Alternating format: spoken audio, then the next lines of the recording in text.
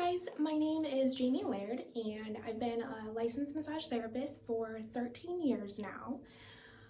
I have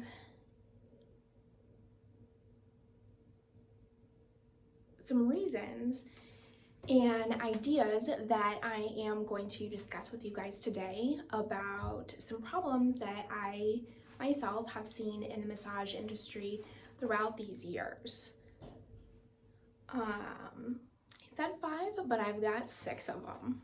So the first one I wanted to talk about with you is pricing. A lot of times we feel really afraid to raise our prices, or we feel like our clients will leave us, or sometimes they will play the favorite card with us and try to say, well, how about I keep the old price and you can raise everybody else. This is something that I feel like a lot of us really struggle with, and it can really stop us from being at our full potential, making what we're completely worth. And especially the more experience that you start to get in this field, you are definitely worth the payment. My next one is timing, and this is definitely a subject I could spend a while on. First, with the timing, we never get enough time for a consult, and generally this stuff is not included in the pricing, and so we get in the room and we feel really rushed to have this consultation with them and try and get through their whole intake form and understand every medication they're on, everything that's happened to them body-wise throughout the years. It definitely leaves us feeling very rushed when it comes to the treatment. Some of my clients, for timing-wise as well, they take a long time to get undressed and or redressed, which also eats up a lot of the time. And once again, this is not included in the pricing, so we are taking the bullet for that one. I've also had people stand in there and check their phone in their messages before they decide to come out of the room. I think we all understand how disrespectful that can be, and we know you're standing in there checking your phone. Also for timing, I have had so many clients over the years. I'll be working in an area, say in their back, and they stop me and they go, oh, that's such a bad spot. Can you feel that right in there? Or that feels really good what you're doing in there. And really, it's all in the hopes that we'll take more time and work on that area even harder, even longer. And in all reality, an experienced therapist knows where they're going. They are knowing what they're feeling, and we still have to get through an entire hour massage that you wanted a full body on. So this is a big thing with timing. We go in with a game plan and somehow it gets thrown off that way.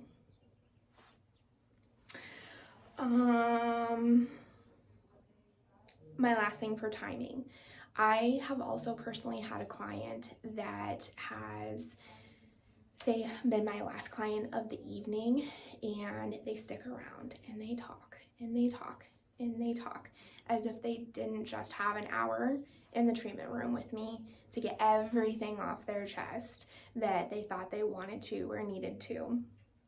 So they decide to stick around afterwards and continue the conversation. I've had them to the point where they're coming in the treatment room and they're standing at the door and they're watching me clean everything and get my basket loaded up to go home.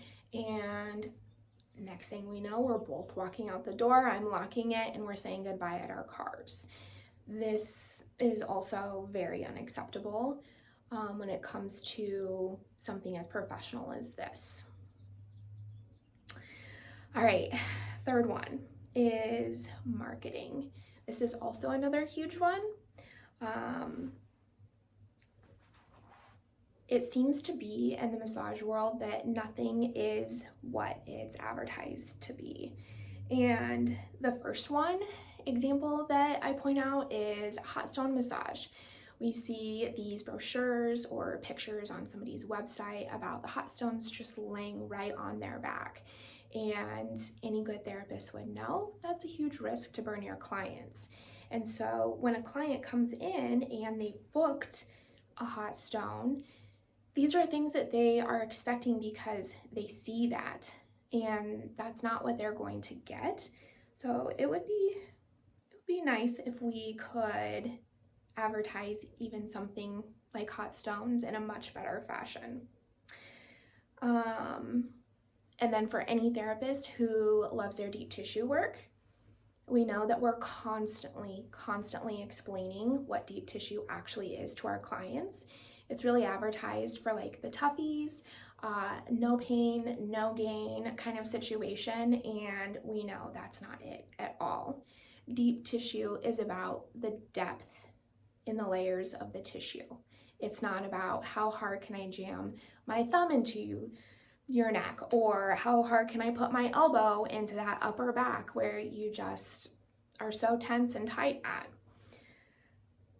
These things are portrayed all in the wrong way. And so not only are we pushing through time for consultations, but we're also educating our clients in ways that maybe we wouldn't have had the media, any form of advertising would have taken care of. The next one would be labeling us with being a spa or a parlor. There's so many things wrong with this. The spa, when it's advertised that way, it leads our clients to think that this really is just a luxury treatment. Maybe for those who, have more money than others. And in all reality, that's not what this is about. We are here, most of us are here to help our clients with their main issues. We want to make a change in their body, and we want to make a change in their life. The parlors, I see this any time massage makes the news. It's always something happened in a massage parlor, or what do we do about these massage parlors? This is super offensive. It generally leads to these words give way to sexual misconduct, and this is something that we fight all the time in the massage world to get around. There's also a lot of sex trafficking that is involved with these parlors and such, and this is not who we are. This is not a normal thing. And we need to recognize this and start giving credit where it's due and taking care of the issues that need to be taken care of. These things don't fall back on good licensed therapists that are just trying to make an honest living, which is hopefully the majority of us. And then lastly with this one, we've got masseuse versus massage therapist. Masseuse also gives a negative connotation towards sexual misconduct, and this is something that we've fought against for centuries, a long time. It used to be that these types of people were not governed. They were not held responsible under any laws, and that is why when we started having boards that watched over us, our state started taking action and monitoring how we run our businesses. This is what has helped to make us a legitimate business, and therefore we like to be called massage therapists because it gives a professional manner to what we do. Credibility, we are not treated like professionals because we're not a doctor, And this is really, really tough because we still need to know a lot of things about you. We need to know about your supplements. We need to know about your antibiotics. I had a nurse client one time come in, full body. I started her face up, and the last thing I'm working on is her back before the session is over. She tells me, be really careful in my lower back because I have a double kidney infection. These are things that we need to know.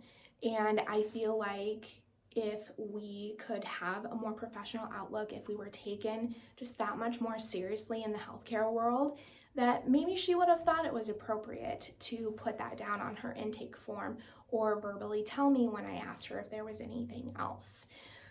These are pretty huge things.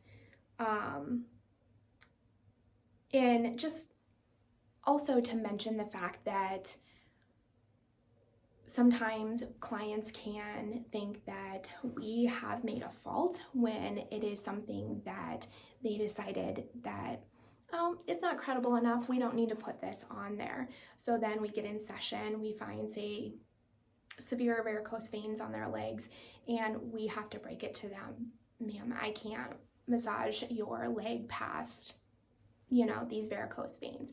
These are things that we really need to be aware of, not just the things that our clients think we need to know. Control. Our clients love to control us in so many ways. They think because they pay us that they control us. They try and tell us what to do in session, before session, after session. They also think that they pay us to be like a psychiatrist as well. And these things couldn't be further from the truth. We do go to school, we pay thousands of dollars for this. We are out in this world getting experience, we take Con Ed classes. It's just not okay to think that as a client that they're in control. There is a power differential and it falls on the professional side. Lastly, friendships. Friendships develop, or the relationship with your client ends up developing more into a friendship, and that is from their point of view. And it's really hard for us to correct them on this. It's a very fine line that we have to walk.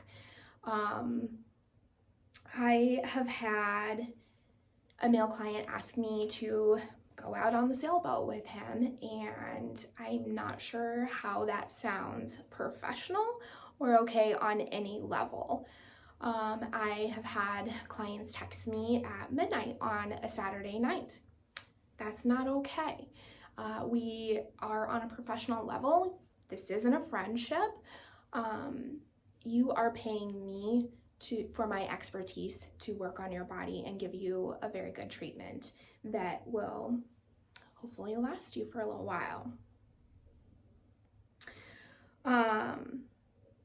This friendship part is so hard, but I do really encourage anyone out there that is struggling with that aspect of their clinic to stand back and take a good look and say, I am worth it. There are 100 other people lining up for that regular client spot that will gladly respect you and not look down on you for anything that they may have a previous notion on. So stand your ground and know that it's okay. And that wraps up my issues that I have really noticed myself over the years in the massage industry. And I think that these things really have an impact on us. And a lot of times it can stop us from moving forward with what we know or love and really want to do. So on that note, I decided that coming and working with Dr. Maggio and doing scar tissue techniques, and these things, they really, really spoke out to my heart when I first heard about this. As I said, I've been a therapist for 13 years now, and I've taken a lot of classes, and I've talked to, different mentors and such about, hey, there's just this last little piece in this person's body that I just can't get it out, and it's gonna be the missing link to what helps them. And nobody ever knows, and it's really hard. And even after all these years, I feel like I've tried a lot of things that I knew how to and I was capable of in the moment. So when I came across Dr. Maggio's peak method, I was very, very interested in using this as my missing link. And I really do think that a lot of therapists feel the same way in that manner, that you're only getting to a certain point with your clients and their treatments, and you're just not able to finish that off. Another thing that I was really drawn to was the process before the treatment even started. It's very thorough and it's objective, not subjective. Clients can't, and I can't either, nobody can. Clients can't deny when they see proof right in front of them, such as videos and pictures and going through these functional tests themselves. They know what it felt like the first time when they couldn't hardly move anything at all. And then down the road, they are just moving like a kid again, hopefully, and feeling really great, and therefore their quality of life has been impacted tremendously. And it's a really great feeling knowing that you were actually able to take your client all the way through that treatment, instead of getting maybe 3/4 of the way and saying, hey, I'm sorry, but go to the doctor, might be a chiropractic issue or whatever it may be, PT issue. It is really, really nice to just know that you can take them from the first step clear to the last step and see all of that and see how happy that you can really make somebody's life be again. So thank you very much.